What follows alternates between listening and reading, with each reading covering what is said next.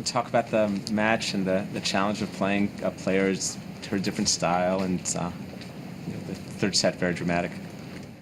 Yeah, a different style, but a really tough style to play against. I thought she played a really great match, and I still had my chances, which I didn't take. I definitely had a letdown for many games straight. Gave her that confidence, and she's a confidence player as well, and she'll take it. She's not going to back down, and she did.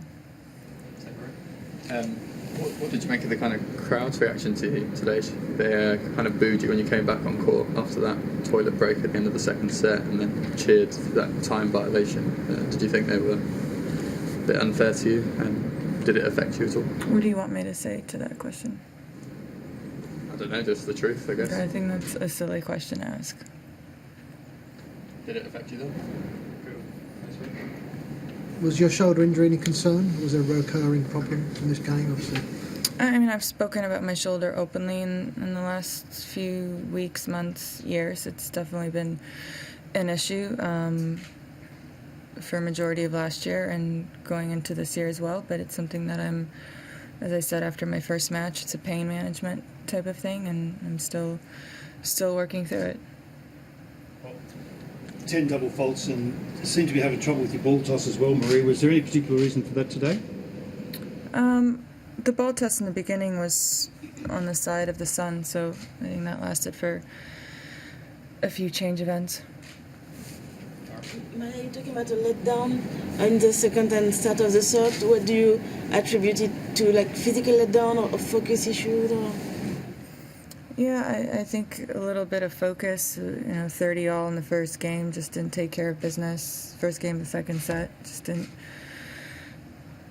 take care of business. And I think I took a few steps back. I let her control the points a little bit. Got into longer rallies, which I think off of the back end, she had a great slice out there today that stayed quite low in the conditions. And I didn't do enough on that ball, and I usually like that ball. Maria, you took Meldonium legally for 10 years to deal with your health problems. I wonder, just now that it's banned and you can no longer take it, is it a struggle physically to deal with the demands of a Grand Slam fortnight? Is there another question? Maria, on Ashe, Barty, did you know much about her game going into today, or were you kind of learning about how she plays while you were out there against her? Well, I've played against her before, probably in Rome, so about 6-7 months ago. Obviously a different player playing against her in Australia than it is, in Rome, first round. And yeah, I think she's much more, felt like she's much more comfortable on the hard courts, and she's also had a great few weeks, so she's playing like it as well.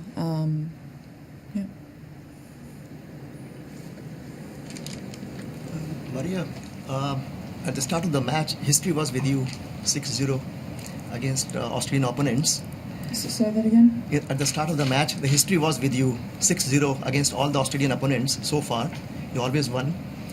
How much confidence does it bring into the game at the start of the match?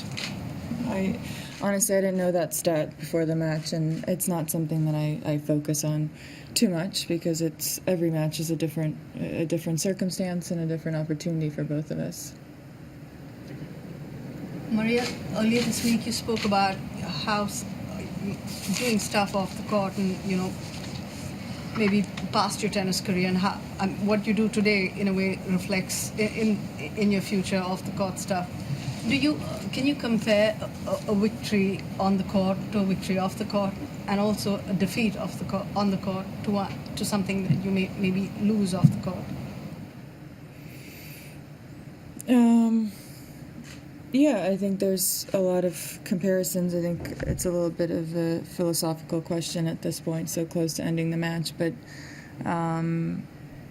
there's definitely, I had a great match a couple of days ago, and I could have lost that one, and I didn't. I pulled through, and I had opportunities today to win, and my opponent did, and she won the last point, and she was the better player, and that's the way, it's sport. There's only one winner at the end of each event, and there's great moments, high moments, and then the rest of us, I mean, there's usually a moment of disappointment. That's the way, if we didn't feel that disappointment, we wouldn't be, it's tough to encourage yourself to keep going, to find the way to a winning way next time if you're just, happy about your performance even when you lose. Maria, I'm sure you're not happy, obviously, having lost, but how do you feel about your tennis overall, the start of the year, a new year beginning, and you put in a lot of work in the off-season? How do you look at your game at this point? I thought I did a few things well in this week. There's a lot of improvements to do. I still, as I said, still have to take care of the shoulder. I need to serve better, and that comes obviously stems from the shoulder. So that's an important aspect of this year, and I'll be looking to do everything in order to keep it healthy. A bit of an off-beat question. Watching the footage coverage of all the matches, they show a lot of behind-the-scenes shots here. This term in the various hallways and things, and I'm curious how conscious you are as a player of possibly always being on camera in those areas. I think we've known that because that's been the way that it has. I mean, we've had a lot of cameras here for the last couple of years in warm-up areas, and so I think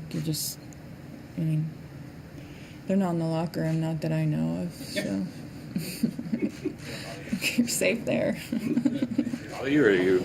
Not really. Tough loss for you today, but how far do you see Ashley going this tournament? Do you think she's ready to win a slam? I think everyone has a chance, and everyone has an opportunity, and it's whether you take it. I thought she played some brilliant tennis in parts of the match, and you have to deliver that for 3 more. So, I think time will tell. Time for 2 more, thanks. 1, 2. Maria, how much belief do you have that you can actually win another Grand Slam in your career? Or is there a concern that perhaps the next generation, which includes Barty, are now overlapping and superseding the older generation? I mean, I think it'd be pretty tough for me to be, doing all the work and putting in all the effort if I really didn't believe that. I think I'd be kidding myself. What does your schedule look like for the next weeks? I guess maybe you need to get a shoulder check before deciding, or you already know what's the next tournament?